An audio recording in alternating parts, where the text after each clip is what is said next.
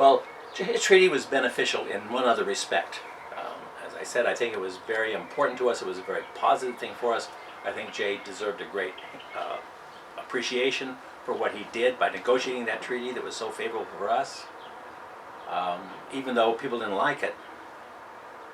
But I think it was just important, as I said, to have good relations with Britain, which is, after all, our major trading partner. You want to have good relations with the country that you do most of your trade with. But another thing was that the treaty was published and its terms were announced, but some people in Spain feared that there was a secret clause that was not published. Now, it was not uncommon in those days for countries to negotiate treaties and to have dealings and so forth with secret clauses, that there would be something that would not be published that these two countries had agreed to in secret. And Spain was afraid that there was a secret clause in Jay's treaty between the United States and Britain. Now, there was not. There was nothing other than what was announced publicly. But Spain didn't know that and didn't believe it. And they were afraid that the United States and England were entering in some sort of an alliance and becoming partners. And they're going to be partners against who? Against Spain. At least that's what the Spanish feared. They were very suspicious of these two Anglo-Protestant nations, and they thought maybe that those countries are up to no good, that they're plotting against Catholic Spain. So Spain decided, you know what, we don't want to have the United States and England ganging up on us. Let's make nice to Spain. Let's make nice to the United States. Spain said, we're going to try to improve our relations with the United States to prevent them from becoming total allies of England against us. So they invited the United States to send a negotiator over and to deal with the one big issue between the U.S. and Spain. And if you remember when I talked about how we had poor relations with Spain, it revolved around New Orleans. New Orleans was the key to our settlement of the West. We could not settle the West unless and until Spain allowed us to use New Orleans. And we had been trying to get permission to do that all during the Articles of Confederation period and had failed. Spain would not negotiate with us, and our whole plan for settlement of the West, this whole big thing, which is so important to this country, and I stress how important it was. It was so important that Virginia gave their claim to that land in the West to Congress, and Congress dealt with it with the land ordinance, and the Northwest ordinances were very important accomplishments. This is a very important part of the United States, and it's all for naught unless we can use New Orleans. And Spain won't let us use New Orleans.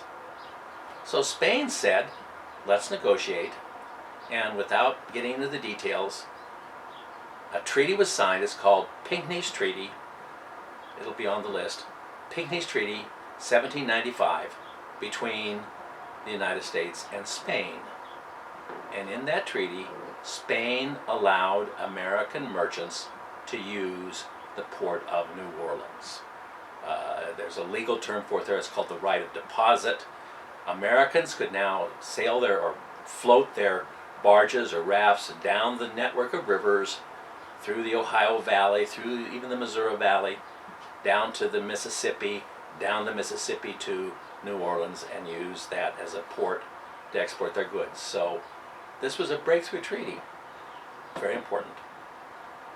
And I told you a little while ago when I was talking about treaties being equal partners, there's something that the United States is supposed to give up. And what did we give up in this case? Actually, nothing.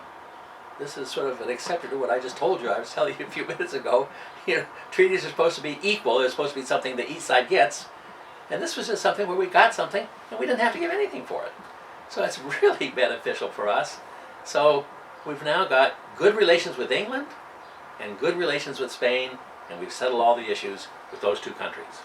So the Washington administration is on a roll. They're really doing some good stuff here for the country. John Jay and Pinckney are doing really good things, negotiating very favorable treaties for the United States. Now that leaves France. France is the most difficult one. The problem for France is really complicated because, as I tried to tell you, France and the United States are allies. We have a legal treaty. We are officially allies. And by terms of that treaty, which had been signed during the war, it was signed in 1778, France recognized the United States and officially became its ally in our war against England. And during that war, that alliance was absolutely invaluable to us. That's one of the most important things that the Second Continental Congress did, was to negotiate this treaty with France, which recognizes the country and got us so much help, and it was so important to us during the war. But now that the war is over, France wants it to go the other way. They want us to support them. And they have all kinds of things that they're up to that have nothing to do with us, and we don't want to support them. You know, France has all sorts of plans for international conquest in Europe. We don't care anything about their plans for international conquest in Europe. All we want to do with Europe is trade. We don't care about France's imperial aspirations for Europe and for the Italian city-states and the intrigues they're involved in and the secret treaties they've gotten with various city-states throughout Europe and da-da-da. Yeah, we don't want to deal with any of that. And France says, yeah, but you're supposed to. You're our ally. So we've decided we need to get out of that treaty. That treaty, which had been so valuable, has now become a burden. It had been very positive. Now it's just nothing but negative.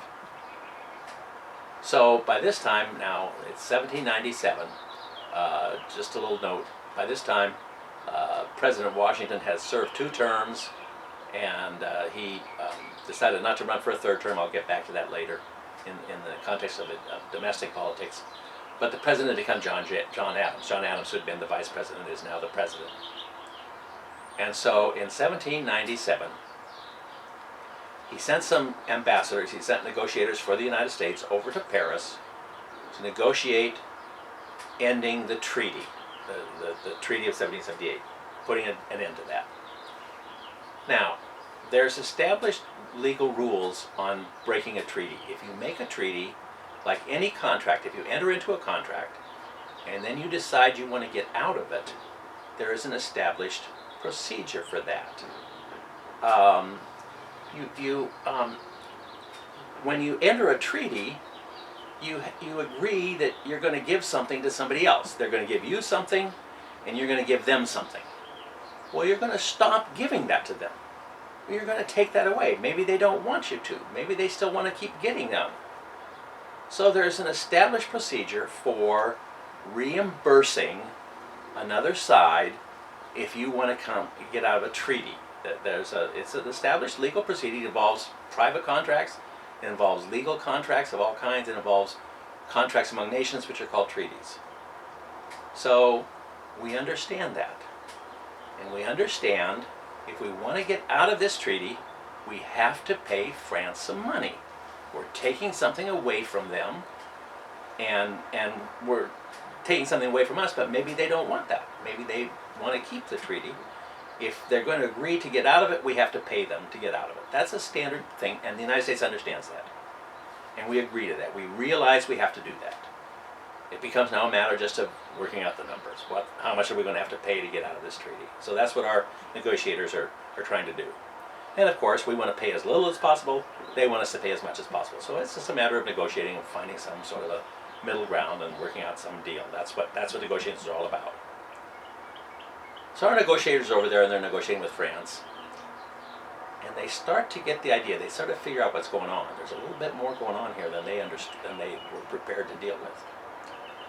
It's not only that the negotiators for France want to get a lot of money for France as part of the agreement to end the contract.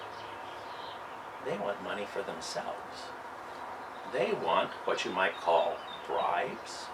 They want money under the table for their own personal use. Well, we're prepared to pay money to France for getting out of the treaty. But President Adams and his administration decide we're not going to pay money to the negotiators, to these French diplomats who are trying to get money for themselves, just for their own private use. We're not going to pay that. So now we've got this problem. How do we get some negotiations going when we don't want to pay money? We're willing to negotiate on the amount we pay France, but we're not willing to negotiate on any private bribes to the French diplomats who are serving as negotiators. So President Adams decides on a course of action to deal with this. Now, he's been getting regularly letters from our negotiators. These were sent to him through the diplomatic mail. There's a whole procedure for secret communications and by sea. The documents are all sealed up and everything like that. And he's been getting secret documents from the staff, from the negotiators in Paris about this thing. And they're telling him, hey, look, these three guys, the three French diplomats, are expecting us to pay bribes. So President Adams decides to take these highly secret diplomatic documents and release them to a newspaper and have the newspaper publish them and sort of try to stir up the American people against France for demanding this. He wants to get a big anti-French sentiment going in this country. He takes out the names of the negotiators that had come in the letters. Our diplomats had referred to the individuals by name, the ones who were demanding the bribes, but he took those names out and instead just put in the letters X, Y, and Z. So these letters got published. They became known as the XYZ letters. Adams released them to a newspaper in I think it was in New York, and then it's picked up by other newspapers around the country, and there's this whole presentation of the XYZ letters. And there's a whole big demand in the United States that we're going to go to war against France. And France at this time, haven't gotten into European history, that's another story. But as it turns out, what's been going on in Europe is there's a war between England and France in 1797-98, and we're threatening to go to war against France, our former ally. And the American people are agitated, and there's just this big whole movement about the XYZ affair, and Adams is successful. France caves in. France says, you know what, we're fighting against England, we got our hands full with that war. We don't want to have to fight against the Americans at the same time. Let's just drop it. So France dropped the claims. They sent some new negotiators. The French government at that time was in turmoil. There had been a revolution in France. That's a long story. That's French history. It's important to us, but I don't want to spend time on it. But France is just sort of a chaotic government. And eventually some new people come in and they say, okay, we'll get you out of that treaty.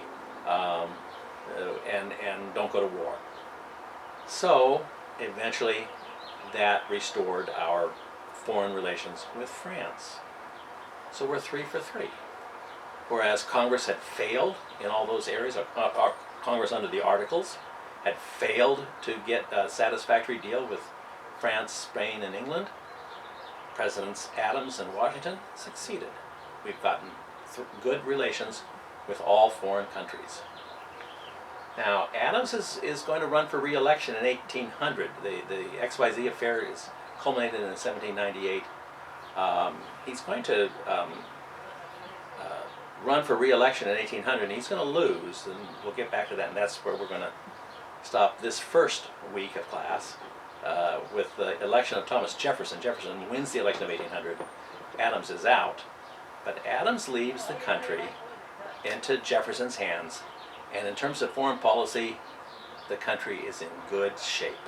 We've settled our foreign policy issues. And then just to make things better, in 1801, shortly after becoming president, England and France decide to end their war. So when Jefferson becomes president, shortly after he becomes president, he inherits a country with a strong foreign policy, a country in a world that is at peace. You know, when England and France had been fighting, it was always tough for us because they were always trying to get us to take their side against the other, and it had been really hard for us during the war. Well, the war is over. So things are very positive for President Jefferson as he becomes president, and the Adams administration ends on a positive note. Foreign policy is under control. Now, we'll start, and I'll just mention today, I only have a couple of minutes here. We'll start by looking at how we're going to deal with the economic problems. And the economic problems are in the hands of Alexander Hamilton. Hamilton has a plan to deal with those economic issues. I'll talk about that at our next lecture.